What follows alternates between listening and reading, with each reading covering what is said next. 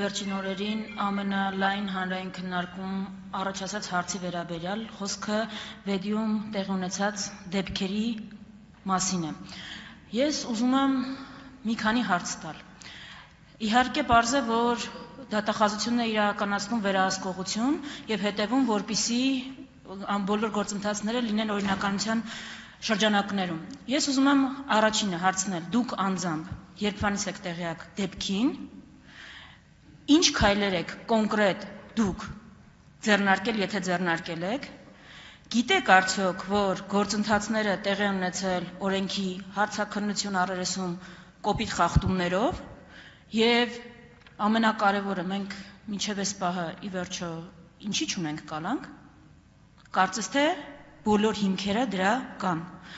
Այս հարցերին պատասխանեք։ Վեդի դեպքի մասին տեղեկացել եմ անմիջապես, երբ հանրայնացվել է, որովհետև ոչ միայն այս դեպքը, այլև եթե կհիշեք, որոշ ժամանակ առաջ համանման իրավիճակ Գեղարքունիքի մարզում էլ ունենք, վարույթը գտնվում է գլխավոր դատախազության անմիջական ուշադրության ներքո եւ ոչ միայն այս վարույթը,